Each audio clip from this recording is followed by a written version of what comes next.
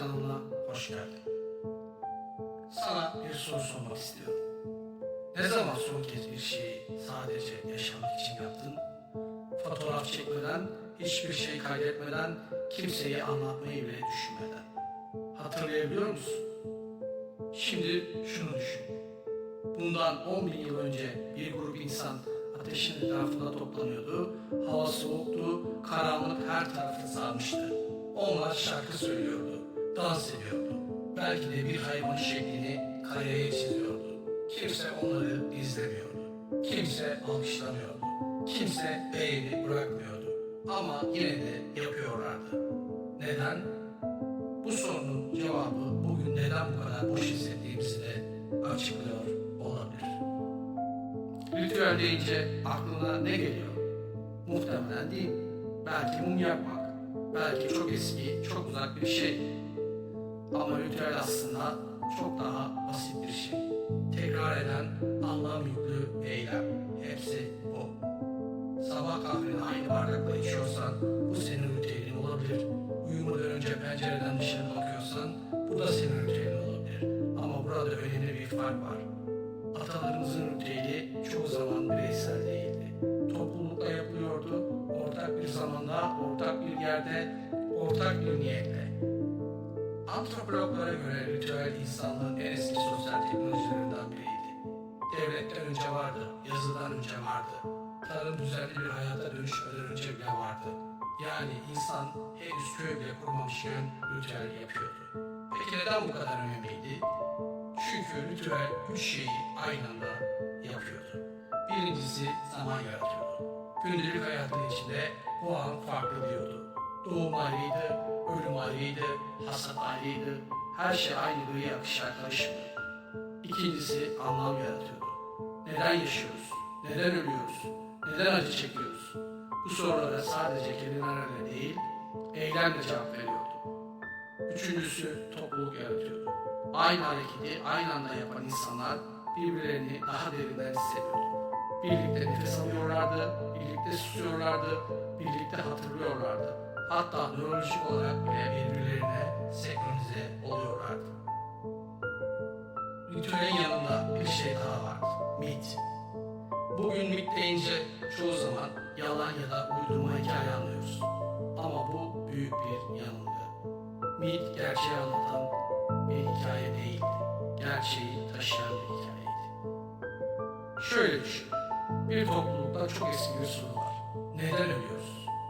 Buna bilimsel bir cevap veremezsin. Çünkü henüz bilim yok.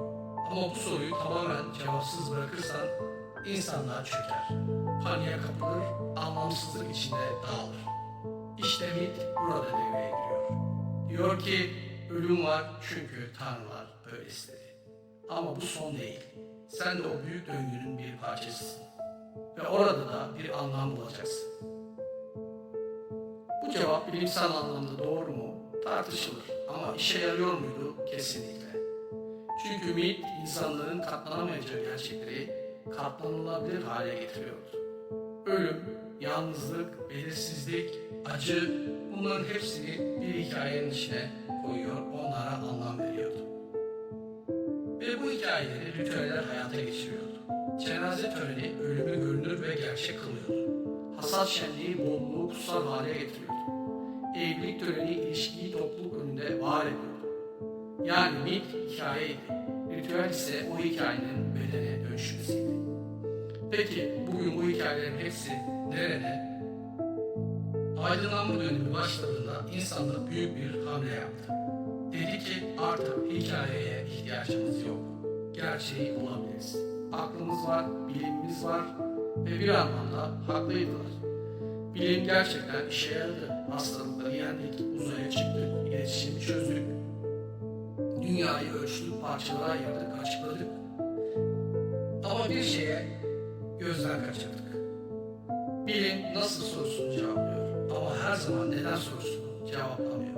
Evrenin nasıl oluştuğunu açıklayabiliyoruz ama neden var olduğunu değil. Beynin nasıl çalıştığını biliyoruz ama neden anlam aradığını tam olarak bilmiyoruz. Ve mitleri yıktığımızda onların doldurduğu yeri boş bıraktık. Peki o boşluğa ne girdi?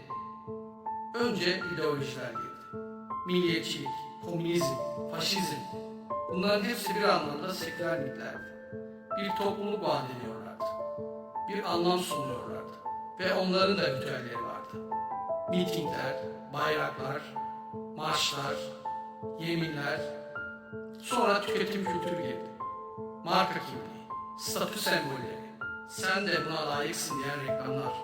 Bunlar da küçük mitlerdi. Sana kim olduğunu söylüyorlardı. Ve kim olabileceğini fısıldıyorlardı. Ve en son sosyal medya girdi.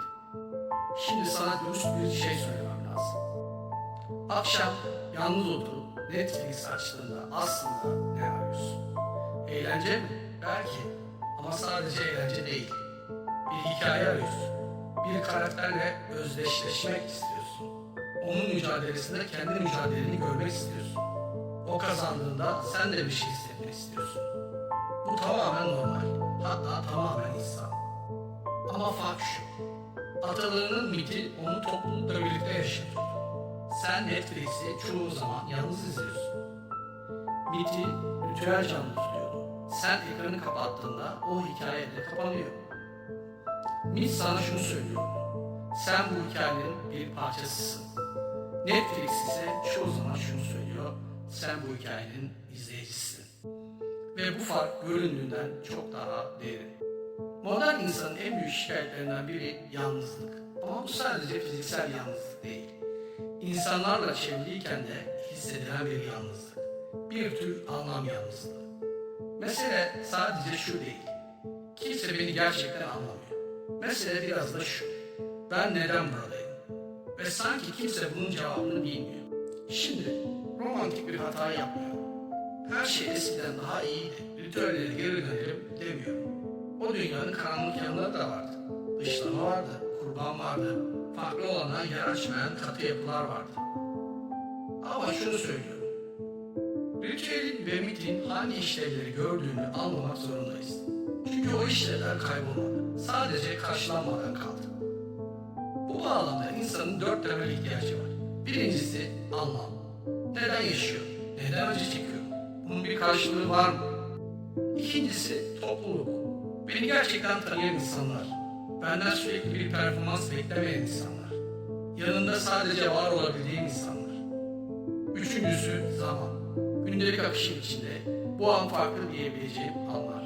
Her günün birbirine karışmadığı özel eşikler. Dördüncüsü geçiş. Çocukluktan yetişkinliğe, yalnızlıktan birlikteliğe, hayattan ölüme, bir şeyin bittiğini, başka bir şeyin başladığını fark ettiğimiz anlar. Bunların kutlanması ya da yasının tutulması. Bugün bunları nasıl karşılıyoruz? Çoğunlukla karşılayamıyoruz. Ya da çok yüzeysel karşılıyoruz. Sana başta bir soru sormuştum. Ne zaman son kez bir şeyi sadece yaşamak için yaptın? Şimdi farklı bir soru sormak istiyorum. Hayatında hangi anlar gerçekten ayrı hissettiriyor? Doğum günü mü? Yılbaşı mı? Sabahın ilk kahvesi mi? Yoksa kimse bilmeden yaptığın küçük bir alışkanlık mı? Hangi alışkanlıkları seni gerçekten sen yapıyor? Ve en önemlisi bunları kimlerle paylaşıyorsun? Çünkü mit yalnız taşınamaz. Ritüel de sadece tekrar edilen bir hareket değildir. Belki de modern insanın en büyük görevi kendi mitini, kendi ritüelini yeniden inşa etmek. Eski kalıplara sığmadan ama o kalıpların neden var olduğunu unutmadan. Bu videoyu bitirdiğinde sadece bir şey. Bu gece telefonsuz, ekransız bir insanla aynı odada otur. Konuşmak zorunda değilsiniz. Bir şey anlatmak zorunda değilsiniz. Sadece aynı anda, aynı yerde var olun. Belki bu senin ritüelin olur.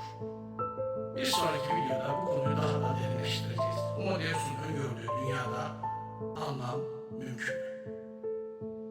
Arkadaşlar, videomu izlediğiniz için teşekkür ederim. Beğendiyseniz beğen butonuna basmayı, kanalımı takip etmek isterseniz abone olmayı unutmayın. Görüşmek üzere.